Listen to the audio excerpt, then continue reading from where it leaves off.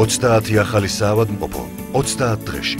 მთავრობის ჯანდაცვის პროგრამის ჰოსპიტალური სექტორის განვითარების მნიშვნელოვანი ეტაპი. წლის ბოლომდე 30 ახალი საავადმყოფო საქართველოს სხვადასხვა კუთხეში. უახლესი სამედიცინო აპარატურა და კვალიფიციური მედპერსონალი. მაღალი დონის და მრავალფეროვანი ხელმისაწვდომის სამედიცინო მომსახურება. სამედიცინო ცენტრების ტერიტორიული სიახლოვე საქართველოს ყველაზე უკიდურესი რეგიონებისთვისაც.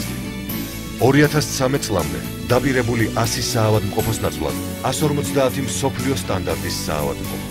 ხელმისაწვდომი და ხარისხიანი ჯანდაცვა საქართველოს ყველა მოქალაქისთვის.